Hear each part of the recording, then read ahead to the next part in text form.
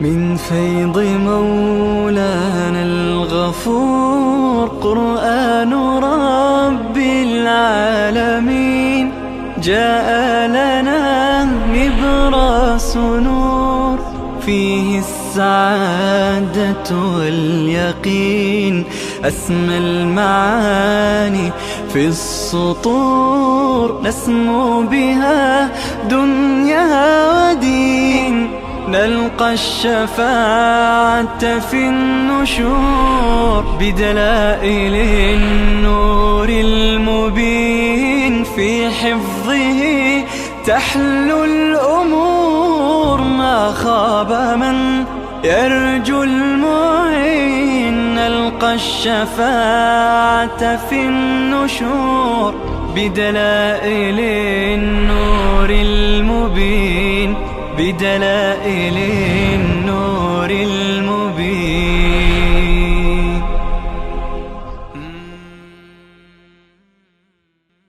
أعوذ بالله من الشيطان الرجيم.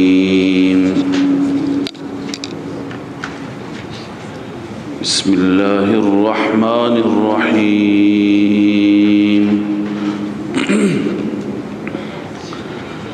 الحمد لله الذي خلق السماوات والأرض وجعل الظلمات والنور ثم الذين كفروا بربهم يعدلون. هو الذي خلقكم من طين ثم قضى أجلا وأجل مسمى عنده ثم أنتم تمترون. وهو الله في السماوات وفي الأرض يعلم سركم وجهركم ويعلم ما تكسبون وما تأتيهم من آية من آيات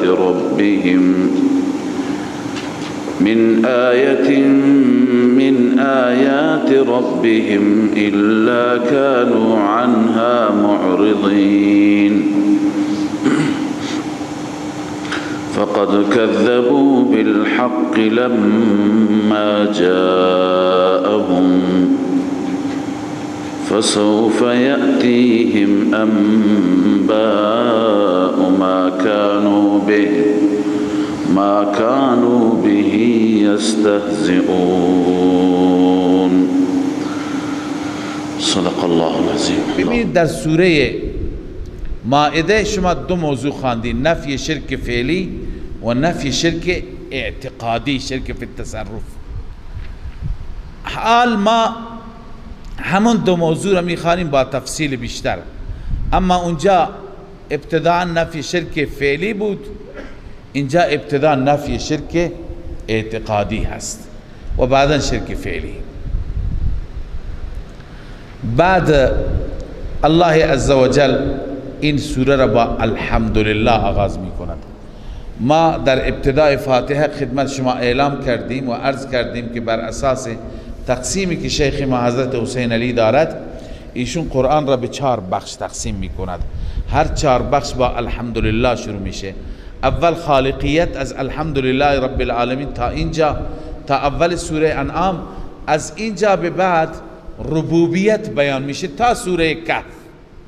لذا بیشتر در این سوره ها بیان ربوبیت است. رب معنی اینه که پرورش همه عالمیان، همه را از تدریج به کمال رساندن، تصرف و اختیارات و رتق و فتقشان همه و همه به دست الله عزوجل است، به دست رب هست. بله، بسم الله الرحمن الرحیم. الحمد لله الذي خلق السماوات والارض. ابتدا نفی شرک فی التصرف است و من هم عرض کردم که چگونه الف لام الحمد عهد خارجی هست، توحید چگونه از الحمد ثابت میشه.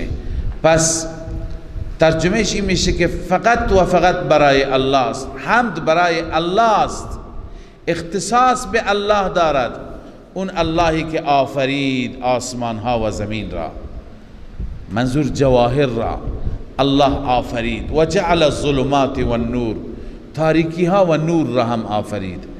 ببینید تاریکی ها و نور اینا اعراض هستند، سماوات ارض جواهر هستند. منظور اینه که خدا هم خالق جواهر است هم خالق عرض هست. خالق اعراض اونایی که خودشون قائم به نفسهی نیستند، قائم بالغیر هستند. مثلا نور را ما در قالب فضا میبینیم، تاریکی را هکذا. اما ببینید ظلمات را با صیغه جمع آورد، نور را با صیغه مفرد آورد. این هم بیانگر این هست که راههای گمراهی یکی نیست، راههای گمراهی زیاده، متعدده، اما راه هدایت، راه نور فقط یکیه، اون توحید و یکتاپرستی هست. الله می فرماید و جعل الظلمات والنور، الله قرار داد تاریکی ها را یعنی خلق کرد و همچنین نور را. ثم الذين كفروا بربهم يعدلون، این استبعادیه هست، چقدر بدور از انصاف است که با وجود این که خالق، مدبر، متصرف الله هست، باز هم کسانی که کفر کردن به ربشان یعدلون، عدول میکنه. یعدلون دو معنا دارد، یکی از عدل است به معنی برابری، یعنی دیگران را با خدا برابر میکنن. دومی به معنی عدول هست، یعنی از حد تجاوز میکنن. هو الذی خلقکم من طین، الله تعالی اول خلق السماوات والارض، خلق عالم کبیر را ذکر کرد، الان خلق عالم صغیر را. خود انسان خودش یک عالمی هست، یک نمونه هست از تمام جهان، یعنی تمام دنیا. نگاه کن، کوه دارد، زمین سخت دارد، زمین نرم دارد، آب شیرین دارد، آب شور دارد. قاری محمد طیب رحمت الله علیه همه اینها را در عالم صغیر، در انسان اثبات کرده که انسان در وجودش همه نمونه های از عالم هست. بدنش سخته، بدنش نرمه، آب دهن شیرینه، آب چشم شوره و خیلی نمونه های دیگر، برآمدگی، صافی. لذا الله می فرماید هو الذی خلقکم من طین، الله آن ذاتی هست که شما را آفرید از گل. ثم قضا اجلا، بعد همونطور که عالم صغیر و عالم کبیری داریم، قیامت صغرا و قیامت کبرایی داریم. قیامت صغرا موت و اجل انسان است، قیامت کبرا قیامت واقعی هست. الله می فرماید هو الذی خلقکم من طین ثم قضا اجلا، سپس الله معین کرد مدتی را، و اجل مسمى عنده، و یک مدت دیگر که تعیین شده فقط نزد الله است. اجلن اولی موت است، اجل دومی چی هست؟ قیامت است. یعنی یک مدت اونه که برای موت شما تعیین کرد، یک مدت دیگری که مسمى عنده هست، پیش خدا مشخص هست، او چی هست؟ وقوع قیامت است. اما شما انسان چقدر ناسپاسی، ثم انتم تمترون، با وجود این همه دلائل سپس هم شما شک میکنید. تمترون یعنی تشکون، شما شک دارید در قیامت.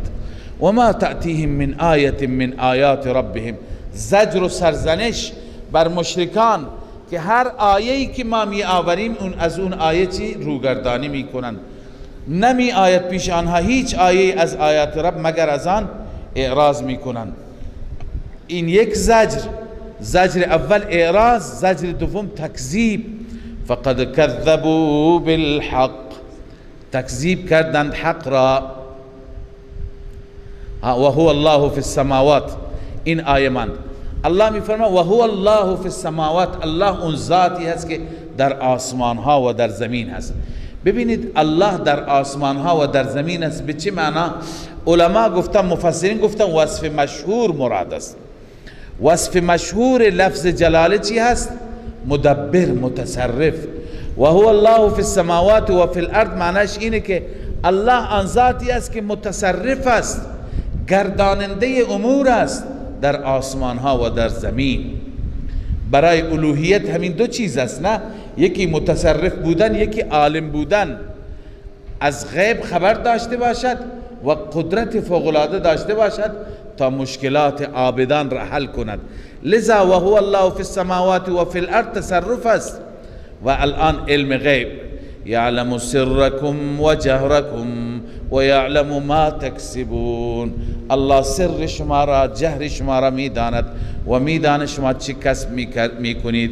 و ما تأتیهم من آیت، هیچ آیه پیش آنها نمی آید، من آیات ربهم، از آیات پروردگار، الا کانوا عنها معرضین، مگر از اون اعراض میکردن، روی گردانی میکردن. فقد كذبوا بالحق، تکذیب کردن حق را. بالحق من قبلا عرض کردم خدمت شما که حق سه معنا دارد. یک لاظهار الحق، دو حق سخن صادق و درست را میگویند، سه ظاهر و واضح، چیزی که آشکار است اون حق میگویند. بس فقط کذبوا بالحق اینجا معنی سوم است، یعنی موضوعی که آشکاره، موضوعی که واضحه، موضوعی که هیچ پیچیدگی ندارد، اینها اون را تکذیب کردند. لما جاءهم، وقتی که اون حق آمد پیش آنان، فسوف یأتیهم انباء ما كانوا به یستهزئون، الله می فرماید ان قریب می آید پیش اینها اخبار آنچه که مسخره می کردند. اخبار آنچه، منظور از اخبار انباء عقوبات دنیوی و اخروی. ببینید مشرکین چرا مسخره میکردن؟ عذاب را مسخره میکردن، عذاب دنیا را هم، عذاب عقبا را هم. الله میفرماید که عذاب پیششون می آید که مسخره میکردن. الم یرو کم اهلکنا من قبلهم من قرن، از اینجا به بعد تخویف دنیوی هست. الله میفرماید که مگر اقوام دیگر را، ملت‌های دیگر را اینها مطالعه نمی کنند ما چه بلای سرشون آوردیم؟ چرا برای خود عبرت نمیگیرند؟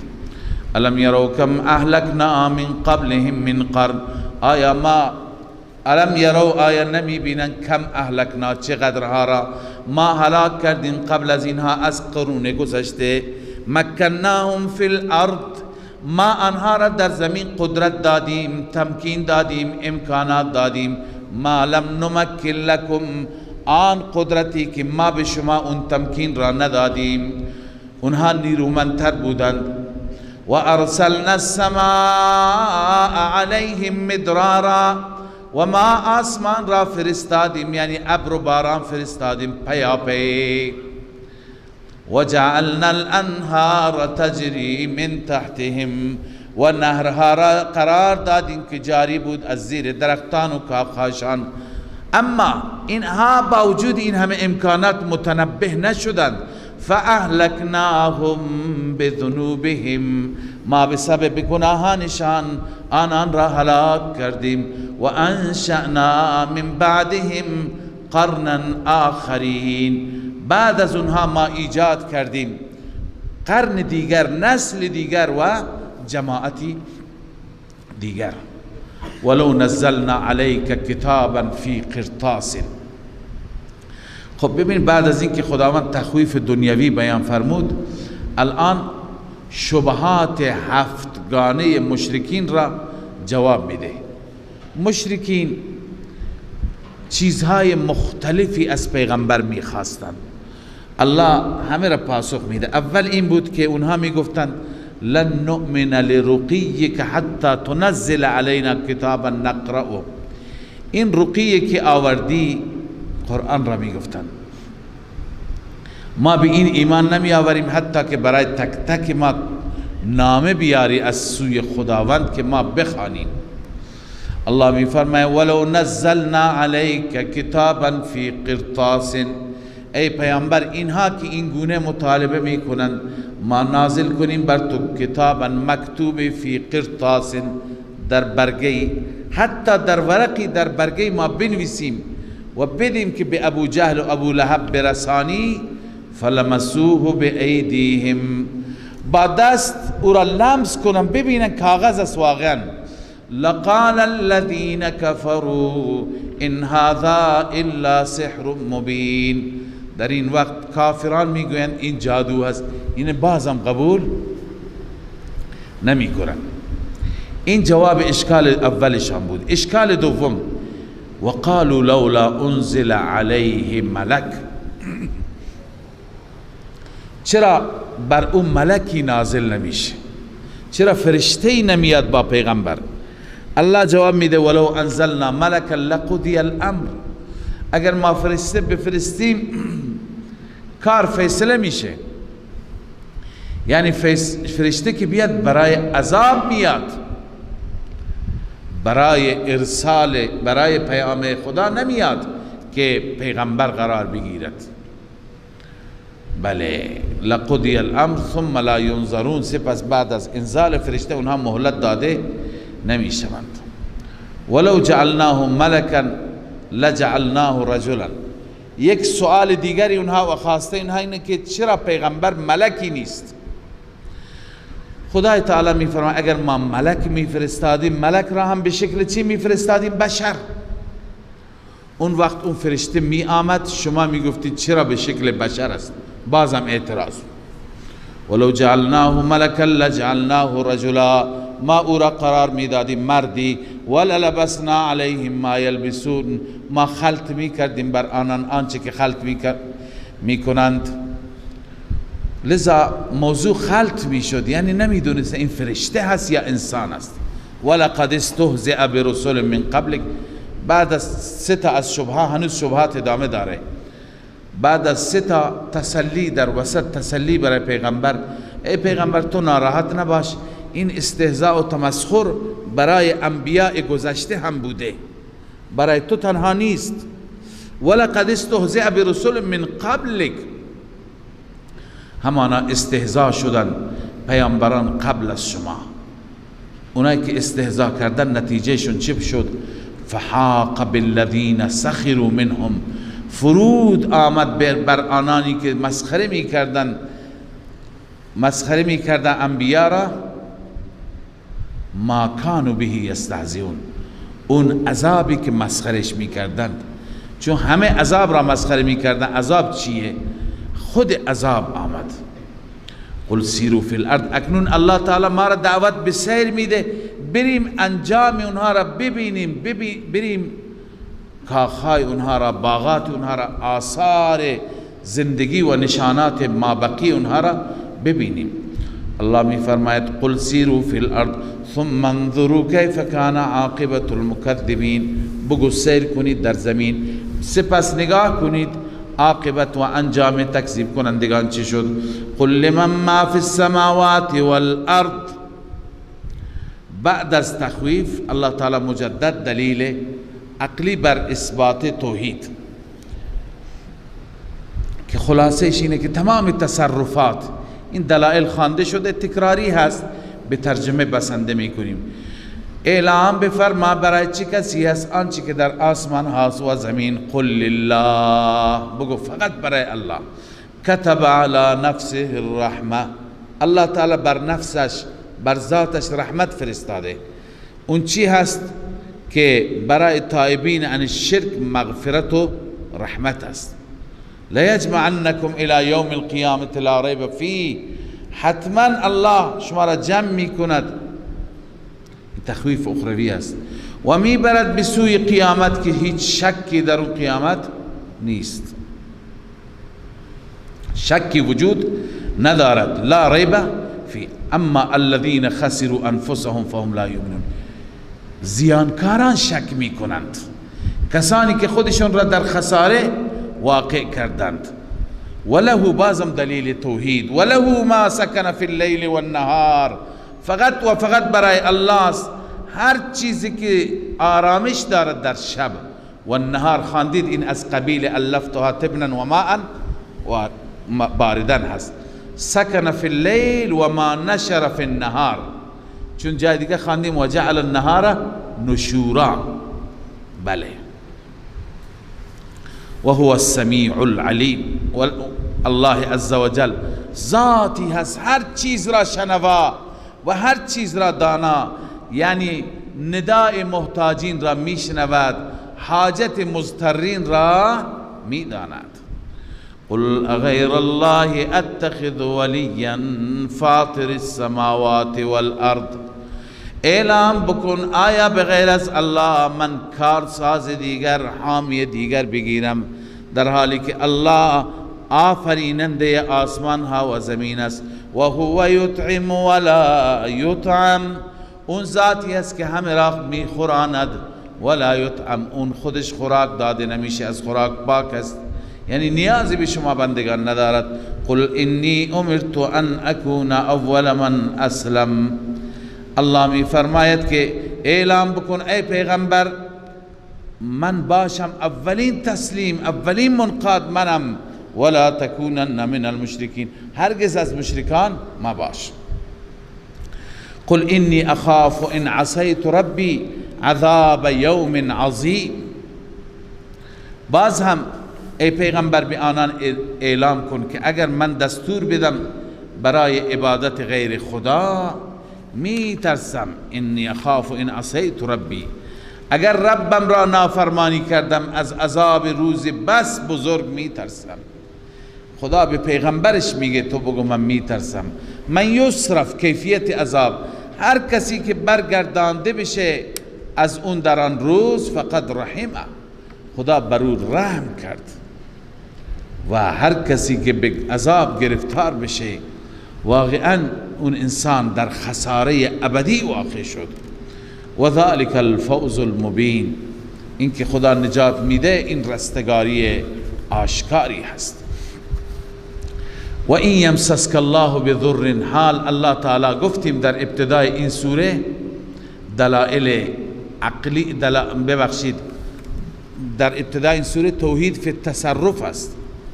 همه تصرفات و اختیارات، شما چند تعبیر خواندید برای اثبات این مطلب، الان تعبیر دیگر. الله می فرماید و این یمسسک الله بضر، اگر به شما آسیبی الله برساند، فلا کاشف له الا هو، نیست دور کننده او بغیر از الله. و این یمسسک، و اگر شما را خدا برساند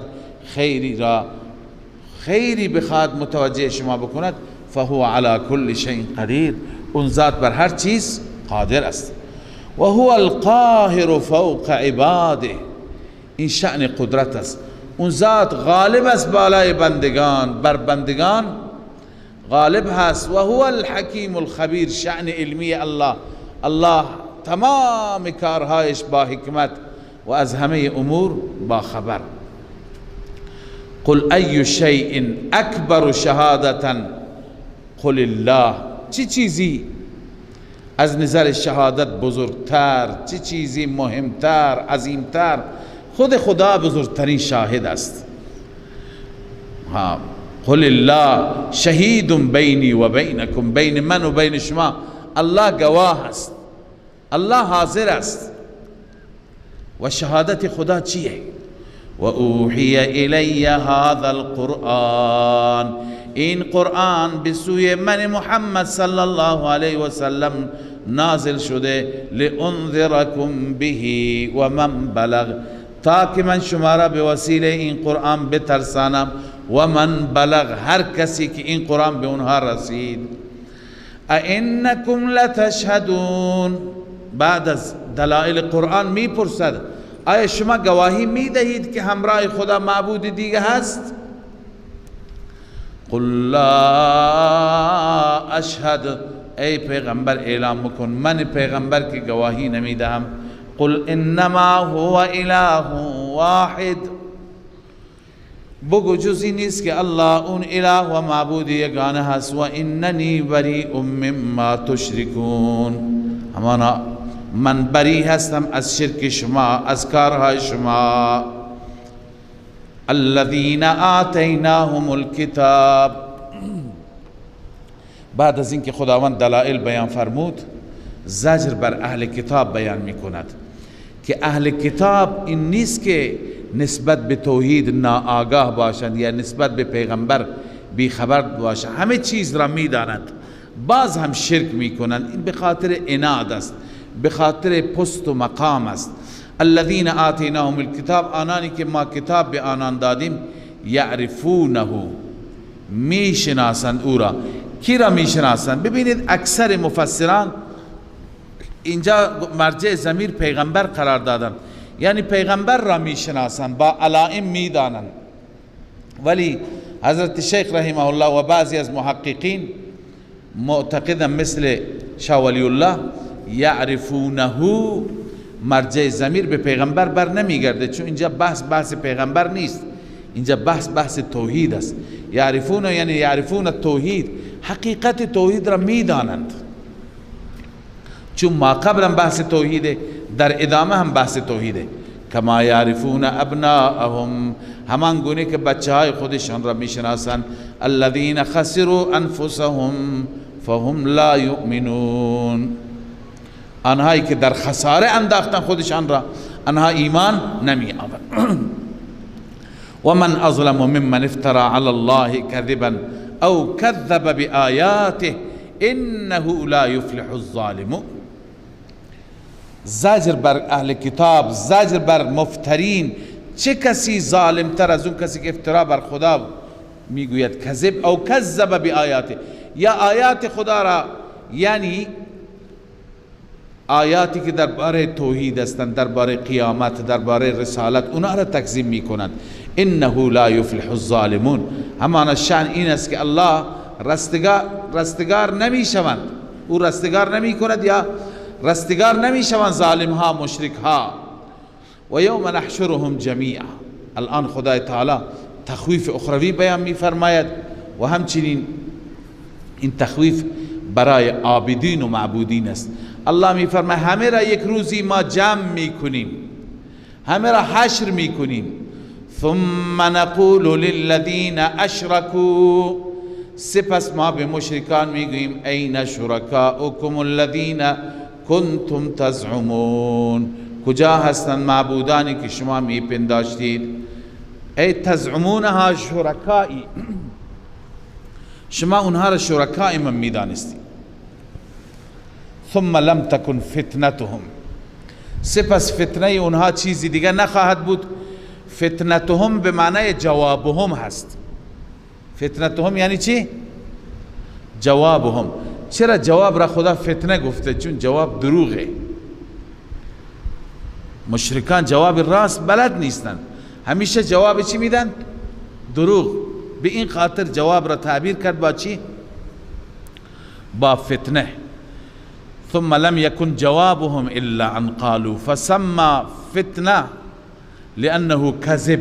تفسیر مدارک اون را فتنه میگه چون دروغ است. ثم لم تكن فتنتهم الا ان قالوا، مگر اینکه آنان گفتند والله ربنا ما كنا مشرکین، قسم به خدا که رب ماست، ما كنا مشرکین، ما مشرک نبودیم. ما قبلا خواندیم این آیه را که اونها جوابهایشون متفاوته. یک جای میگن بل ضلوا عنا، قالوا ضلوا عنا، یک جای بل ضلوا عنا، یک جای قالوا ضلوا عنا بل لم نكن ندعو من قبل شيء، ما اصلا چیزی صدا نزدیم که ما اونجا تفسیر خواندیم لا ندعو شيئا يعبأ به، چیز قابل توجهی نبود. لذا از بس که اونجا وحشت است، هر ساعت یک جواب میده، یک لحظه اقرار میکنه، یک لحظه چی میکند؟ انکار میکند. میگه اینجا میخوانیم والله ما كنا مشرکین، ما شرک نکردیم. الله میفرماید انظر کیف کذبوا علی انفسهم، ببین چگونه دروغ میگویند بر خودشان. و ضل عنهم ما كانوا یفترون، آنچه که افترا درست میکنند، درست میکردند، یفترون من الشرکاء جلالین، اون چی میشود؟ ناکارآمد میشه، یعنی نتیجه نمیده. این دروغهایشون، فتنهایشون، تدبیرها و نیرنگهای اونها نتیجه نمیده. و منهم من یستمع الیک، بازم خداوند زجر بر اهل کتاب به خاطر انکار قرآن. اگر قرآن را انکار نمی کردند کل مشکلات حل می شد. الله می فرماید و منهم من یستمع الیک وجعلنا على قلوبهم اکنه، بعضی از اونهایی هستند که استماع میکنن، گوش میکنن سخن شما را، اما هدایت نیست. وجعلنا على قلوبهم اکنه، بر دلشان الله میفرماید ما غلاف گذاشتیم. غلاف ان یفقهوه من ان یفقهو، از این که کلام را بفهمن، کلام خدا را نمیفهمن. و فی آذانهم وقرا، در گوشهاشون بار سنگین هست. این همون مهر جباریت است که قبلا عرض کردم، خداوند به تعبیرهای مختلفی تعبیر میکند. و این یروا کل آیت لا یؤمنوا بها، اگر هر آیه ببینند ایمان نمی آورند. حتی اذا جاءوک یجادلونک، حتی که وقتی گوش می آیم پیش شما جدال می کنند. یقول الذین کفروا، میگویند کسانی که کفر کردند ان هذا الا اساطیر الاولین، نیست این مگر افسانه های گذشته. میگویند که یک روزی بعضی از سرداران برای استماع قرآن آمدند دزدکی. ابو جهل بود، ابو لهب، عتبه، شیبه، خیلی آمدند و از قرآن لذت می بردند. اما بعدا وقتی که با هم مواجه شدند همه این تعبیر را کردند که این که از گذشته تعریف می کند این فقط افسانه گذشته هست. الله می فرماید با این عملشان میخوان جوانان را دور کنند. و هم ینهون عنه و ینأون عنه. ینهون لازمی هست، یعنی خودشان هم باز می آیند، هم ببخشید متعدی هست. ینهون عنه، دیگران را از اون باز می دارند، یعنی از قرآن. و ینأون عنه، خودشان هم دور می شوند از آن، یعنی فرار می کنند. و این یهلکون الا انفسهم و ما یشعرون، اینها در واقع هلاک نمی کنند مگر خودشان را با این کار، اما درک و شعور ندارند. ولو ترى اذ وقفوا على النار فقالوا یا لیتنا نرد ولا نکذب. الله می فرماید اگر ببینی وقتی که اونها بر آتش قرار داده می شود، مجرمان را به آتش میارن که در جهنم بیندازند. فقالوا یا لیتنا نرد، کاش ما به دنیا برمیگردانده میشد، برمیگشتیم. ولا نکذب بآیات ربنا، آیات رب من را تکذیب نمی کردیم. و نکون من المؤمنین، از مؤمنین می شدیم. الله می فرماید بل بدا لهم ما كانوا یخفون من قبل، بلکه ظاهر شد برای اونها، آشکار شد اون چیزی را که قبلا مخفی می کردن قبل از این در دنیا. چه چیزی؟ عذاب یا اقرار. در دنیا هیچ وقت مجرم اقرار نکرد، اونجا اقرار می کند. ولو ردوا لعادوا لما نهوا عنه، الله می فرماید اگر برگردانده شوند به دنیا، لعادوا لما نهوا عنه، دوباره اعاده می کنند، انجام میدن اون چیزی را که از اون باز داشته شدند. و انهم لکاذبون، اینها در تمام وعده های خودشان دروغ هستند. بیایند هم برگردند تکذیب میکنند، فراموش میکنند. اینها الان نمیبینیم مردم میروند زندان، توبه میکنند، دوباره بیرون میایند، دوباره فراموش میکنند. لذا اونام همینطور. وقالوا ان هي الا حیاتنا الدنیا، این هم زجر است و علت اصلی کفر اینه که اونها معتقدن فقط زندگی همین زندگی دنیا است، آخرتی نیست. و میگوین نیست مگر این حیات مگر حیات دنیای ماست. و ما نحن بمبعوثین، ما مجددا مبعوث نمی شویم، یعنی از قبرها بلند نمی شویم. ولو ترى اذ وقفوا على ربهم، الان الله تعالی جواب میده، جواب این یاوه‌گوییشون را که میگه ما بلند نمی شویم. الله می فرماید که اگر ببینی اذ وقفوا علی ربهم، وقتی که همه این مجرمین را قائم میکنند و دستور ایستادن میدهند بر محضر رب، الله میپرسد قال الیس هذا بالحق، ای مجرمان آیا این حق نبود؟ این حق نیست؟ یعنی قیامت، عذاب؟ قالوا بلا و ربنا، چرا نه، حق است، قسم به رب ما. الله تعالی می فرماید این و ربنا واو عاطف است، الله می فرماید پس بچشید عذاب را. قال فذوقوا العذاب بما کنتم تکفرون، چون در دنیا کفر می کردید، در دنیا قبول نمی کردید، الان اینجا عذاب را بچشید. قد خسر الذين كذبوا بلقاء الله حتى إذا جاءتهم الساعة بغتة قالوا يا حسرتنا على ما فرطنا فيها وهم يحملون أوزارهم على ظهورهم ألا ساء ما يزرون وما الحياة الدنيا إلا لعب ولهو وللدار الآخرة خير للذين يتقون أفلا تعقلون قد نعلم إنه ليحزنك الذي يقولون فإنهم لا يكذبونك ولكن الظالمين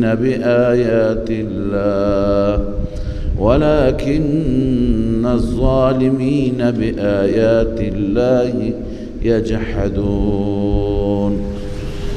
در آیات گذشته بحث مشرکان بود و انکار معاد، انکار قیامت.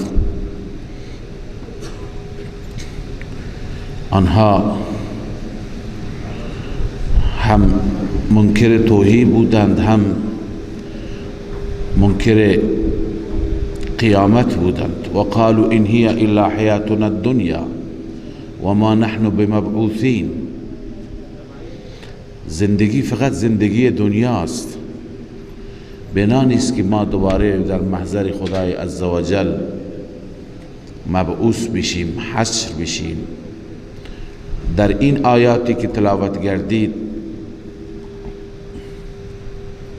در آغاز الله تعالی تخویف اخروی بیان می فرماید برای منکر قیامت، برای کسی که قیامت را باور ندارد. قد خسر الذين كذبوا بلقاء الله، در خساره و در زیان واقع شدند کسانی که ملاقات الهی را، لقاء الهی را تکذیب کردند. در قیامت منظور است. حتی اذا جاءتهم الساعة بغته، این غایت تکذیب و بعد غایت حسرت. زمانی که قیامت می آید بغتتا، ناگهان، بغتتا ناگهان منظور بلا اطلاع، بلا مقدمه، بدون اینکه اطلاع قبلی داده شوند. اینها وقتی که مواجه میشن با آن روز، قالوا یا حسرتنا على ما فرطنا فيها، ندامت مجرمان، حسرت میخورند، ای حسرت بر ما، على ما فرطنا فيها، بر آنچه که کوتاهی کردیم در این.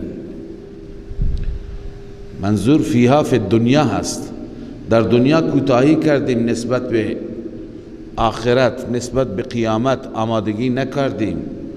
و هم یحملون اوزارهم علی ظهورهم،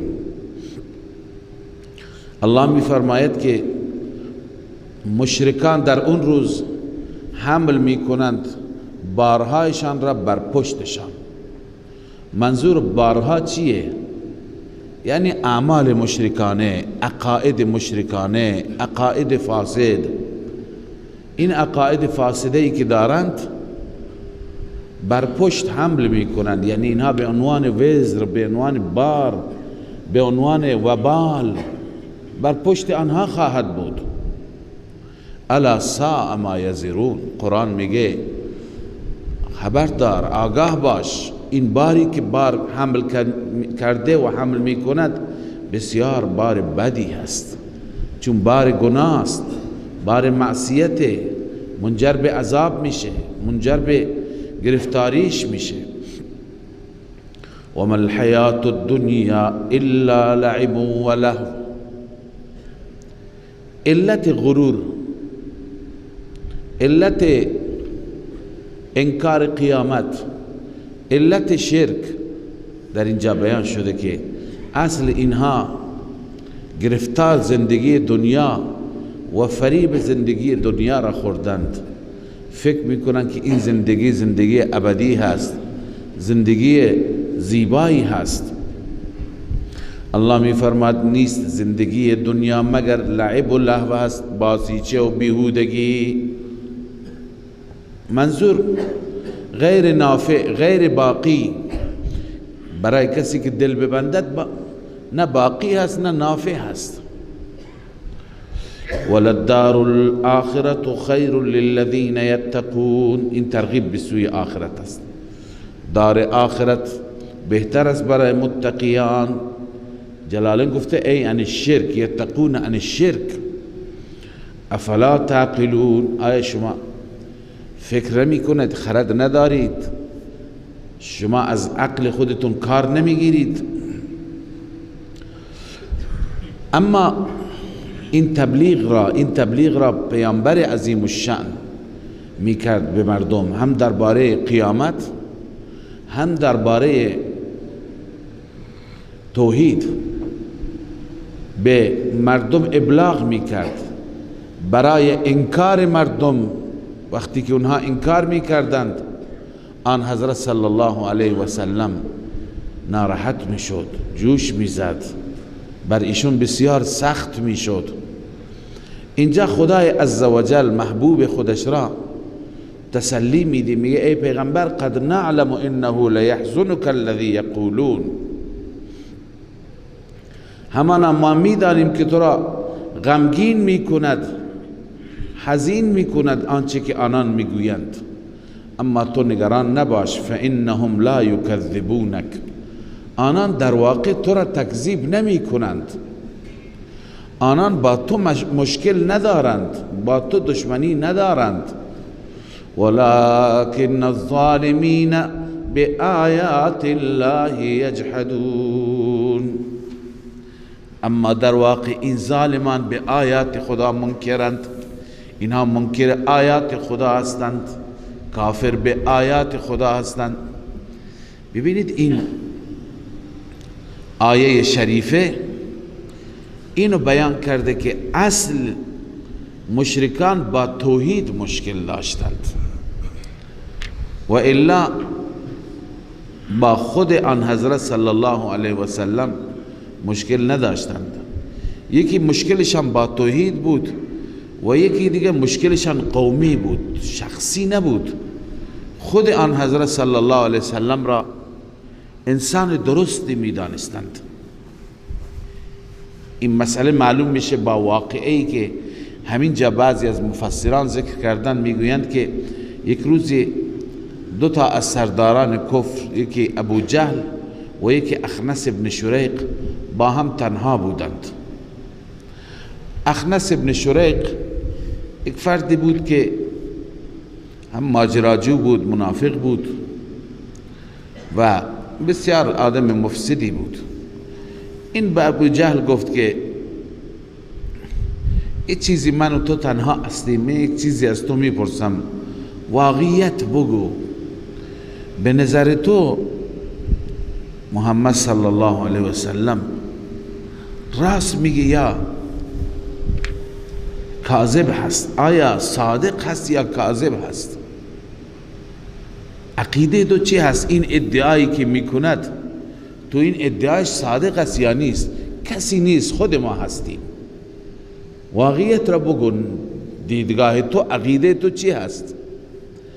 ابو جهل جواب داد. چی جواب داد؟ گفت ویحک والله ان محمدا لصادق. هلاکت بر تو، بمیری تو، سوگند به خدا که محمد صادق است. و ما کذب محمد قط، محمد هرگز دروغ نگفته. خب پس چرا قبول نمی کنید؟ ولكن اذا ذهب بنو قصا، بنو قصا این تیره‌ای بود که رسول الله به اون تعلق داشت. زمانی که بنو قصا ببرن تمام امتیازات را، برای بقیه قریش چی میماند؟ برای ماها چی میماند؟ اذا ذهب بنو قصا باللواء، لواء و پرچم به دست اونها باشد، و سقایت آب به دست اونها باشد، و الحجابت، حجابت و نگهبانی مال اونها باشد، و النبوت، نبوت هم الان مال اونها باشد. فماذا یکون لسائر قریش، برای بقیه قریشی ها چی میماند؟ ابن کثیر نگفته یعنی اونها با خود رسول الله مشکل نداشتند. یه مشکل طایفهی و رقابت فامیلی هست، تیرگی هست، و دوم مشکل با توحید داشتند، بت پرستی را دوست داشتند. لذا الله می فرماید فإنهم لا یکذبونک، آنان شما را تکذیب نمی کنند، ولكن الظالمین بآیات الله یجحدون، اما ظالمان به آیات الله منکرند. ولقد كذبت رسل من قبلك فصبروا على ما كذبوا، بازم تسلی، همانا تکذیب شد رسولی و پیامبرانی قبل از شما، آنها وقتی که تکذیب شدن چیکار کردند؟ فصبروا على ما كذبوا، آنان صبر کردن بر آنچه که تکذیب شدن. و اوذوا حتی آتاهم نصرنا، علاوه بر تکذیب آنها شکنجه شدند، اذیت و آزار شدند تا زمانی که یاری ما، نصرت ما آمد. لذا الان هم همون سنت است. ولا مبدل لکلمات الله، کلمات الله یعنی وعده های الهی تبدیل نمیشه. ولقد جاءك من نبأ المرسلین، اخبار مرسلین و نبأ مرسلین دیگر پیش شما آمده، میدونید که اونها با چه سختی هایی بودن. خب بعد از تسلی در این آیه در واقع سرزنش هست، تذکر است برای رسول اکرم صلی الله علیه وسلم. ببینید یکی از خواسته هایی که مشرکان داشتند، مطرح می کردند، این بود که اگر واقعا پیغمبر به حق هستی، پیغمبر خدا هستی، بعضی از معجزاتی که ما می خواهیم اون معجزات را ظاهر کن. چند چیز هستند در این آیه ها می خوانیم. پیغمبر خدا صلی الله علیه و سلم هم بیمیل نبود، چون که پیغمبر خیلی دوست داشت، خیلی آرزو داشت همه ایمان بیاورند، اما الله عزوجل حقایق را میدونست، عالم الغیب الله بود. لذا پیغمبر دوست داشت که همه ایمان بیاورند. دلش میخواست این آیه معجزه‌ای که اونها میخواهند بعضی ها را ظاهر بکنند. الله تعالی فرمود که ای پیامبر من، اعراض اونها، روگردانی اونها، انکار و کفر اونها بر شما سخته، ولی میخوای معجزه بکنی برای اونها خودت، خب بکن. اگه میتونی زمین سوراخ بکن، میتونی معجزه‌ای که اونها میخوان براشون بیار. و این کان کبر علیک اعراضهم، اگر سنگین است بر شما اعراض آنها، رویگردانی و کفر آنها، فإن استطعت ان تبتغی نفقا فی الارض، اگر میتوانی اینکه تلاش کنی سوراخی در زمین، ته زمین میتونی برو، او سلما فی السماء، یا در آسمان نردبانی نصب کنی، فتأتیهم بآیه، بیاوری برای آنان آیه، یعنی معجزه مطلوبه. آیه پایینش بینید مقترحه، معجزه که خواسته اونهاست. اگر میتوانی این کار را بکنی، فافعل، اینجا مقدر است، جزاست. ان کان کبر علیک فان استطعت، اگر میتوانی این کار بکن، یعنی نمیتونی. معجزه آوردن به دست تو نیست. من قبلا هم خدمت شما عرض کردم که از بعضی از احادیث معجزات بعضی افراد نمیفهمند و از احادیث معجزات قدرت پیامبران را، قدرت صاحب معجزه را میخوان ثابت کنن که قدرت داره، قدرت که داره پس از او استمداد بکنیم. مثلا پیغمبر خدا صلی الله علیه وسلم معجزه ایش هست، با دست اشاره میکند، درختان در زمین راه میروند، زمین را پاره میکنند. خب الان از این استنباط میکنه یک آدم خرافاتی مشرک، میگه پس معلوم میشه که پیغمبر ما مالک اشجار هست، مالک احجار هست، مالک زمین و آسمان هست، پس هر چی از او میخواهی بخواه. در حالی که معجزه‌ای که پیغمبر ظاهر میکنه، ظاهر به دست پیغمبر میشه، اما گرداننده و قدرت به دست الله است. اینجا ببینید پیغمبر دلش میخواد معجزه نشون بده، الله میفرماید نه، من مصلحت میدونم، من میدونم برای اینها معجزه، برای اینها آیه و معجزه مناسب نیست. اگر تو میخوایی میتونی بکن.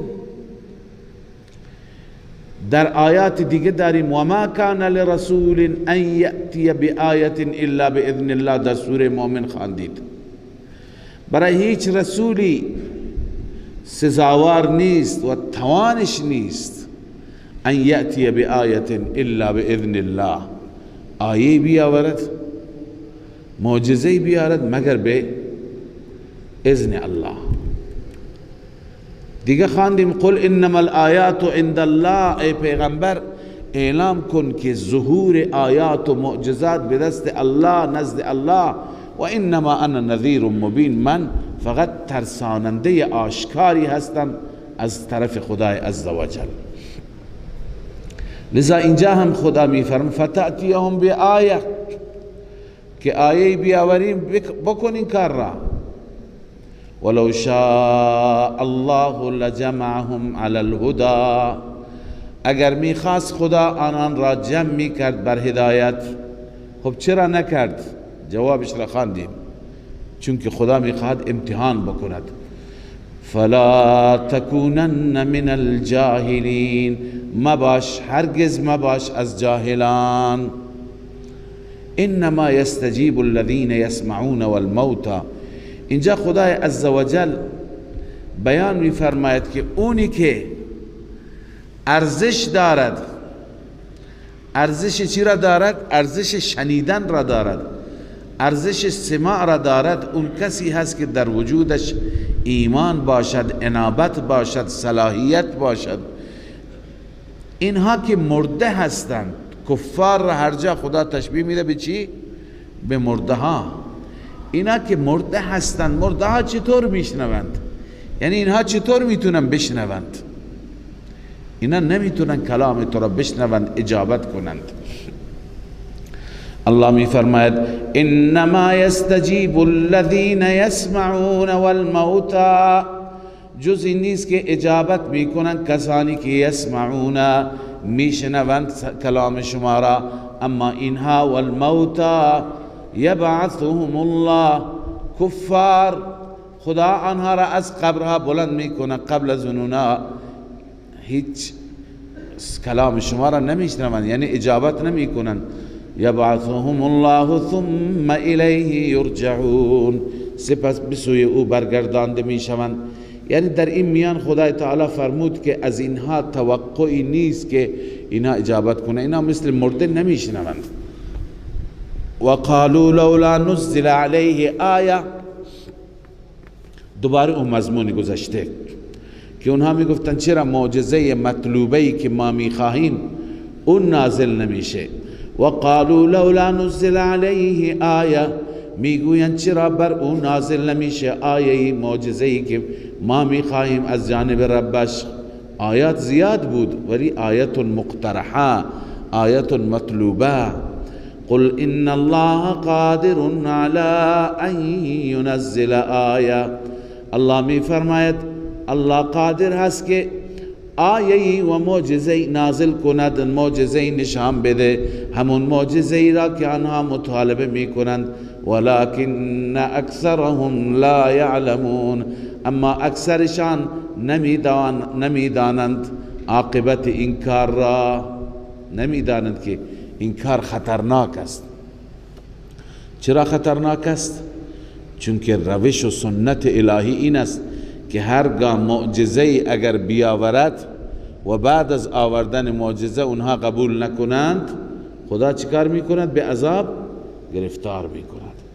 تفسیر بحر المحیط اندلسی همین نوشته، قال ابن عطیه لا یعلمون، اینکه ولكن اکثرهم لا یعلمون، ابن عطیه گفته لا یعلمون یعنی اینکه انها لو انزلت ولم یؤمنوا، خداوند اگر معجزه را نازل کند و اونها ایمان نیاورند، لعوجلوا بالعذاب، به صورت معجل، به صورت نقد عذاب داده می شوند. بس نمیدانند اینها. بله. و ما من دابة فی الارض، بعد از جواب اونها درباره معجزه مجددا دلیل عقلی توحید بیان میشه بر یگانگی خدا، بر یکتاپرستی. الله می فرماید و ما من دابة فی الارض، هیچ دابه، هیچ موجود زنده نیست در زمین، ولا طائر یطیر بجناحه، و هیچ پرنده‌ای که با پرش، با دو تا بالش می پرد نیست، الا امم امثالکم، مگر اینها همه امت هستند، امثال شما. امت هستند یعنی مثل شما، اینا مخلوقند، اینها مثل شما موجودند، اینها را الله تعالی ایجاد کرده، خلق کرده. ما فرطنا فی الکتاب من شیء، ما در کتاب یعنی در لوح محفوظ هیچ چیزی را، هیچ کوتاهی نکردیم، هیچ چیزی را فروگذار نکردیم، همه چیز را نوشتیم. ببینید شما میدونید که یه اختلافی بین ما و بین معتزله هست که ما معتقدیم هر چیز در تقدیر الهی هست. اهل سنت معتقد است همه چیز در تقدیر نوشته شده، یعنی تا قیامت هر اتفاقی بیفته از قبل پیش بینی شده، از قبل نوشته شده. این را ما میگیم قضا و قضا و قدر. قضا اینه که الله تعالی علم اون را دارد، نوشته، و وقتی که اتفاق بیفته میشه قدر، اون را به وجود بیاورد. پس ما اعتقاد به قضا و قدر داریم. معتزله منکر قضا و قدر است. معتزله میگه هیچ چیزی از قبل نوشته نشده. خب این دلیل ما است. ما میگیم الله گفته ما فرطنا فی الکتاب من شیء، هیچ چیزی در لوح محفوظ ما فروگذار نکردیم، کوتاهی نکردیم، همه را نوشتیم. اینجا معتزله این آیه را چطور توجیه میکنه؟ میگه منظور از کتاب لوح محفوظ نیست، نامه اعمال است. خدا میگه شما هر عملی که میکنید بعدا ما در نامه اعمالتون مینویسیم، هیچ کوتاهی نمیکنیم در نوشتن. پس اون این فی الکتاب را به معنی اعمال نامه میکنند، ولی جمهور مفسران اهل سنت معتقدند که لوح محفوظ است، یعنی همه چیز در لوح محفوظ وجود دارد. ثم الى ربهم یحشرون، سپس به سوی ربشان حشر کرده می شوند. چطور حشر می شوند؟ همه جمع می شوند. آیا پرنده ها هم جمع می شند؟ حیوانات هم جمع می شند؟ یک روایتی داریم که یقتص الجماء من القرناء، حیوان جماع و بیشاخ و شاخ شکسته از حیوان شاخدار چی می کند؟ قصاص می گیرد، عوض شاخی که در دنیا به او زده می گیرد. پس معلوم میشه که همه جمع می شوند. اما خدمت شما عرض کنم که در روز قیامت حشر فقط برای دو امت، الا امم امثالکم، برای دو تا امت یا برای دو گروه انجام میگیرد، یکی جن یکی انس. پس ثم الی ربهم یحشرون چیه؟ حضرت عبدالله ابن عباس می فرماید حشر البهائم موتها. روی این آیه چی می فرماید؟ حشر البهائم موتها. حشر بهائم حیوانات چیه؟ مردن اونها، موت اونها. همین که میمیرند این خودش یک نوع حشری هست. جمع میشن یعنی به سوی خدا میروند، نه اینکه برای حساب و کتاب. و اون حدیثی که بیشاخ از شاخدار انتقام میگیرد، قبلا هم گفتیم اون کنایه از عدالت کامل خدا هست. یعنی اگر بالفرض یه وقتی اونها حشر میشدند، یه وقتی اونها زنده میشدند، اینقدر عدالت هست، اینقدر حق به ذی حق داده میشه که اون بیشاخ انتقام خودش را از شاخدار میگرفت. پس اون کنایه ای هست. و منظور از حشر هم جمع شدن یعنی مردن، همه را خدا زنده کرده دوباره به سوی خدا میروند، یعنی میمیرند و میروند. ولی اینها دوباره حشر زنده نمیشوند، دلیلی بر این وجود ندارد. والذین کذبوا بآیاتنا صم و بکم فی الظلمات. در اون روز نه مطلق زجر از توبیخ هست برای کفار مشرکین. الله می فرماید کسانی که تکذیب کردن آیات ما را صم و بکم، اینا ناشنوا هستند و لالند، فی الظلمات، در تاریکی قرار گرفتند، از تاریکی نمی توانند بیرون برند. من یشاء الله یضلل، کسی را که خدا بخواد او را گمراه می کند. این اشاره به مهر جباریت است که اینها گمراه شدن، قابل هدایت نیستند. و من یشاء یجعله علی صراط مستقیم، هر کسی را که الله بخواهد بر صراط مستقیم قرار میدهد. خب بعد از این الله تعالی دلیل عقلی، اما این دلیل عقلی اعترافی هست. قل ارأیتکم ان اتاکم عذاب الله، بگو به من خبر بدهید، به من اطلاع بدهید اگر عذاب خدا بیاد، او اتتکم الساعه، یا قیامت پیش شما بیاید، اغیر الله تدعون ان کنتم صادقین، آیا غیر خدا را شما فرا میخوانید اگر راست میگید؟ مسلم اونها غیر خدا را صدا نمیزدند، چون اونها در سختی ها فقط خدا را صدا میزدند، در مشکلات فقط خدا را صدا میزدند. بل ایاه تدعون، الله میفرماید بلکه فقط او را صدا میزنید. فیکشف ما تدعون الیه ان شاء، دور میکند خداوند آنچه که شما خدا را به سوی او میخوانید اگر بخواهد. و تنسون ما تشرکون، اونجا فراموش میکنید آنی که شریک میگرفتید با خدا، معبودان خودتون را. از اینجا معلوم میشه که گاهی حتی مشرک به بلایی، به مصیبتی گرفتار میشود اونی که همیشه غیر خدا را صدا زده، اونی که همیشه از غیر خدا استمداد کرده. اما گاهی به مصیبت عظمایی گرفتار میشه، در این مصیبت عظما چیکار میکند؟ خدا را صدا میزند، میگه اینجا کار خدایان من نیست. خدا را صدا میزند، اینجا الله عزوجل مشکلش را حل میکند اگر منشأش باشد، اگر رضایش باشد.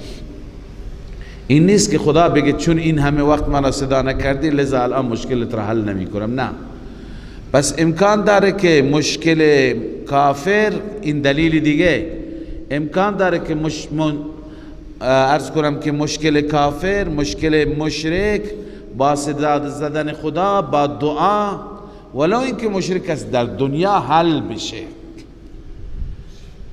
دعایش در دنیا برایش مفید و مؤثر بشه.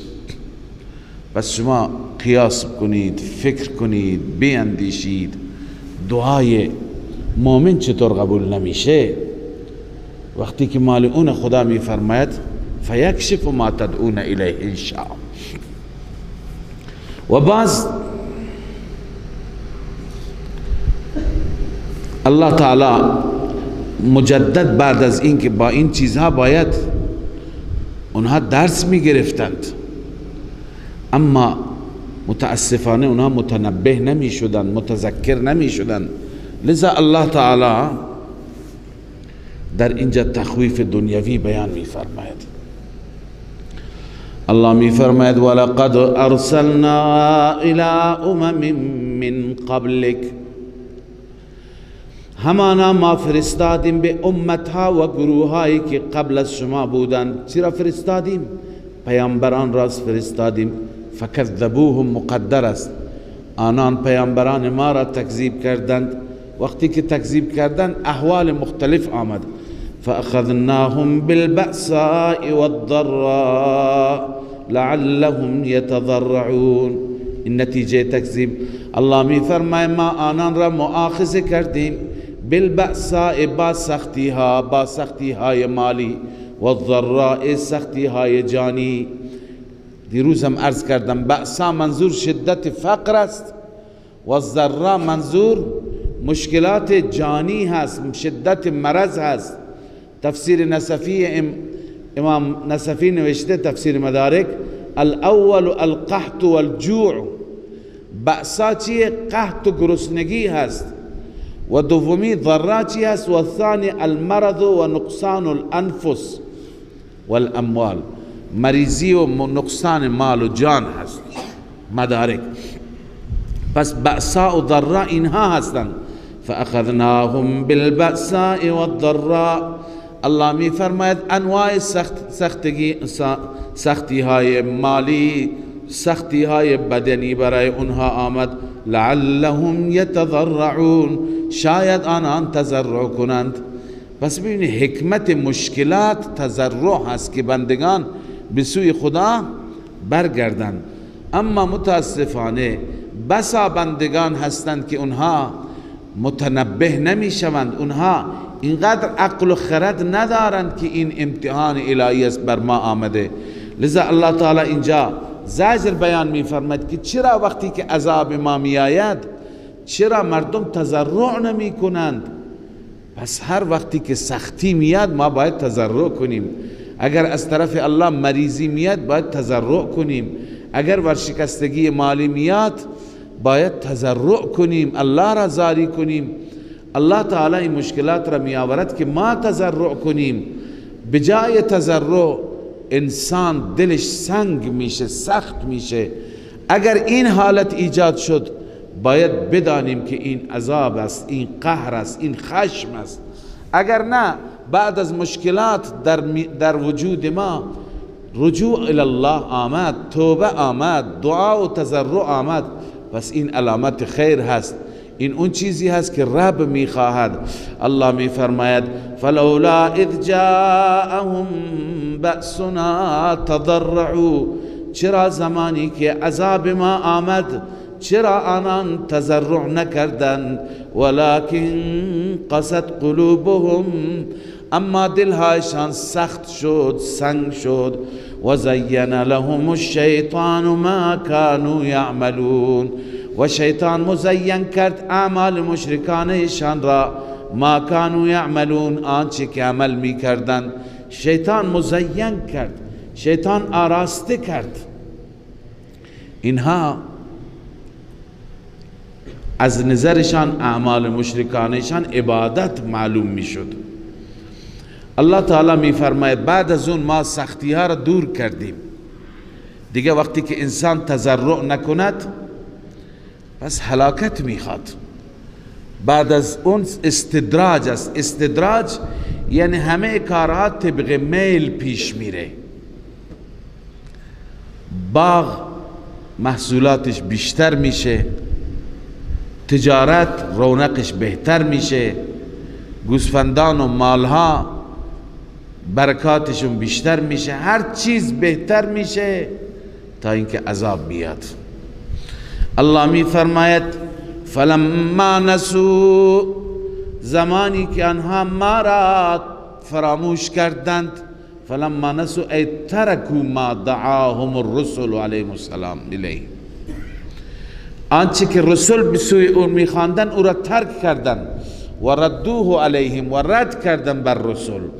الله می فرماید فلما نسوا ما ذکروا به، زمانی که آنها فراموش کردند آنچه که به وسیله آن تذکر داده شدند، فتحنا علیهم ابواب کل شیء، الله می فرماید در هر چیز را برای اونها باز کردیم. در رزق باز شد، در روزی باز شد، مشکلات حل شد، همه چیز. حتی اذا فرحوا بما اوتوا، حتی وقتی که آنها فرحوا به معنی چیه؟ فرح به معنی بطر، غرور، تکبر. حتی وقتی که آنان تکبر کردند به سبب آنچه که داده شدند، دیدن مادیات دارند، دنیا دارند، زرق و برق دارند، همه چیز دارند، اینها تکبر و غرورشان بیشتر شد. حتی وقتی که به نهایت تکبر رسیدند، اخذناهم بغتة، الله می فرماید ناگهان آنها را گرفتیم، یعنی بدون اطلاع قبلی آنها را مؤاخذه کردیم. فاذا هم مبلسون، در این هنگام آنها ناامید شدن. مبلسون آیسون، از معبودان خودشون ناامید شدن، دیدن که عذاب آمد، معبودان هیچ کاری از دستشون برآورده نمیشه. فقطع دابر القوم الذين ظلموا، الله می فرماید در این هنگام ریشه کن شد، قطع شد ریشه کسانی که، ریشه اون قومی که تکذیب، ظلم کردند، کفر کردند، شرک کردند. در اینجا ثابت شد که والحمدلله، تمام تعریف، تمجید، سپاس فقط و فقط برای الله که رب عالمیان است. بس ببینید الله تعالی یک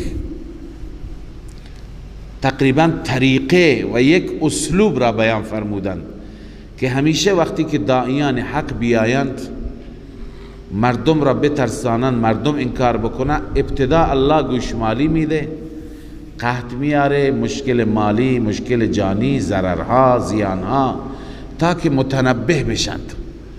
اما کسانی که قسی القلب باشند اونا متنبه نمیشند. متنبه که نشند الله تعالی حالات سخت را دور میکند، آسانی میارد. استدراج است تا بیشتر برن به طرف گمراهی، شرک، خدا فراموشی. وقتی که همه چیز بهشون داده میشه مغرور میشند. غرور و تکبر تبدیل به سرکشی و تمرد و ظلم و ستم میشه. دیگه زمینه عذاب و دلیل عذاب و حجت تمام میشه. الان خدا عذاب میاره، عذاب میاره، همه را از بین میبرد. پس اینگونه ریشه ظالم ها برکنده میشه که ابتدا خدا تعالی سختی میاره تا اینکه اونها ایمان بیاورند. قل ارائیتم ان اخذ الله سمعكم و ابصاركم و ختم على قلوبكم من اله غیر الله. باز هم دلیل عقلی هست، اعترافی، على سبیل اعتراف من الخاصم. الله می فرماید ای پیامبر به اونها اعلام کن اگر خدای تعالی قوات شما را، حواس شما را بگیرد، مثلا سمعکم قوه شنوایی و ابصارکم قوه بینایی و ختم علی قلوبکم بر دل شما مهر بزند، قوه فهم شما را از شما سلب کند، از شما بگیرد من اله غیر الله یأتیکم به، کدوم اله است، کدوم معبود است به غیر از خدا که اینا را دوباره برگرداند؟ کی میتونه به شما چشم بده، به شما گوش بده، به شما فهم بده؟ آخر شما داری کجا میرید؟ انظر کیف نصرف الآیات، ای پیامبر من، ای محبوب من، ببین ما چگونه آیات را میگردانیم بر اونها، آیات را بار بار، یعنی دلائل توحید را بار بار تکرار میکنیم، بار بار میگردانیم. اما ثم هم یصدفون، سپس هم آنان یصدفون یعنی یعرضون، آنها اعراض میکنند، آنها از حق رویگردانی میکنند. منظور اینه که ما آیات را واضح و شفاف بیان میکنیم، اما آنان چی میکنند؟ رویگردانی میکنند. قل ارأیتکم ان اتاکم عذاب الله، باز هم سؤال، خبر بدهید اگر عذاب خدا بیاید، بغتتن یعنی بی خبر، ناگهان، او جهرتن یا اینکه علنی بیاید، ببینید داره میاد، هل یهلک الا القوم الظالمون، آیا هلاک میشوند مگر قوم مشرک؟ یعنی قطعا اینها هلاک میشوند، اینها از بین میروند. و ما نرسل المرسلین الا مبشرین و منذرین. خب این جواب همون سوالشون هست. اونها چی میگفتن؟ چرا معجزه‌ای که ما میخواهیم نمیاری؟ چرا اون چیزی که ما طلب میکنیم به ما نشان نمیدی؟ خدا میفرماید که این مرسلین را که ما میفرستیم، اینها در واقع بشارت میدهند، انذار میکنند، کار اینها انذار و تبشیر است، رساندن پیام خدا هست، کار اینها معجزه نشان دادن و آیه نشان دادن نیست. الله میفرماید و ما نرسل المرسلین الا مبشرین و منذرین، ما پیامبران را نمیفرستیم مگر بشارت دهنده و ترساننده، مبشرین لمن اطاع و منذرین لمن عصى، اونی که اطاعت میکند او را بشارت میدند، اونی که نافرمانی میکند او را میترسانند. فمن آمن و اصلح فلا خوف علیهم، این بشارت، هر کسی ایمان بیاورد و عملش را اصلاح کند، فلا خوف علیهم ولا هم یحزنون، هیچ خوفی بر آنان نیست و اونها درباره آیندهشان غمگین نخواهند شد. والذین کذبوا بآیاتنا یمسهم العذاب، آنانی که تکذیب کردند آیات ما را به آنان عذاب میرسد، بما کانوا یفسقون، به سبب این که آنها فسق کردند. ببینید بعد از تبشیر و تخویف چند تا از شبهات اونها، سوالات اونها که اونها میپرسیدند در اینجا جواب داده میشه. یکی این بود که اگر این پیغمبر خداست، چرا مال نداره؟ چرا سرمایه نداره؟ قالوا لولا نزل هذا القرآن على رجل من القريتين عظیم، چرا بر مرد عظیمی از دو قریه، مرد عظیم از نظر اونها پولدار بود، سرمایدار بود. یا می گفتن فلولا القی علیه اسوره، چرا به دستش دستبندهای طلایی نیست؟ یعنی چرا مادیات نیست؟ چرا پول نداره؟ اینها را اینجا جواب میده. قل لا اقول لكم عندي خزائن الله، اعلام بکن من نمیگویم نزد من خزانه های الهی است، خزانه خدا به دست خدا، به دست من که نیست. دوم ولا اعلم الغیب، من غیب نمیدانم، من غیب نمیدانم. اونها چیزهای سوال میکردند از رسول الله صلی الله علیه و آله، سوالات پوچ بیجا.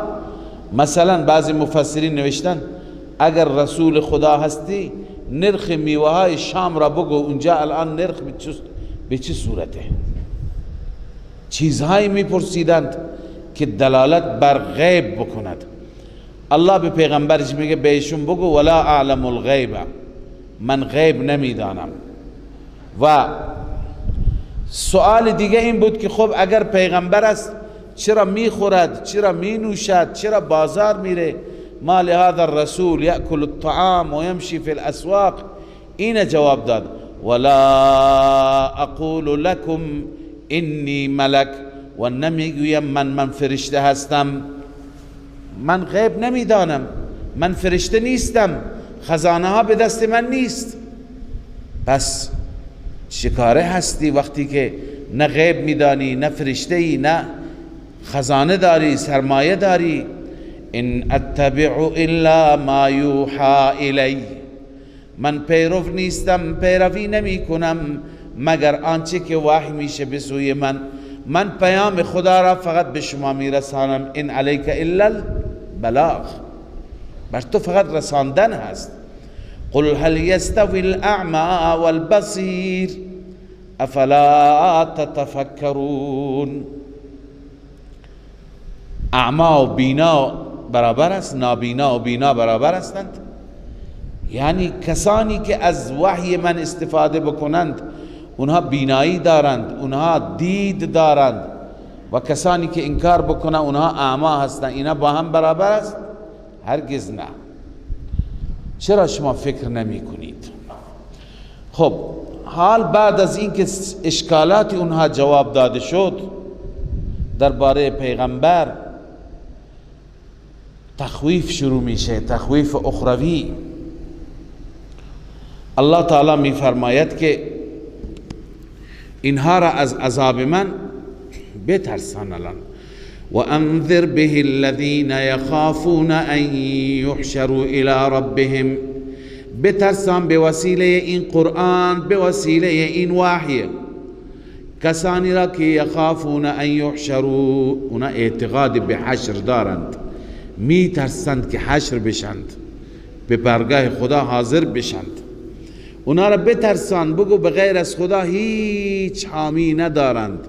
لیس لهم من دونه ولی، نیست برای آنان بغیر از الله حامی نیست، ولا شفیع و شفیع قهری نیست. لعلهم یتقون، الله می فرماید آنان را بترسان، شاید آنها بترسند. صدق الله العظیم. من فيض مولانا الغفور قرآن رب العالمين، جاء لنا نبراس نور فيه السعادة واليقين، أسمى المعاني في السطور نسمو بها دنيا ودين، نلقى الشفاعة في النشور بدلائل النور المبين، في حفظه تحلو الأمور، ما خاب من يرجو المعين، نلقى الشفاعة في النشور بدلائل النور المبين، بدلائل النور المبين.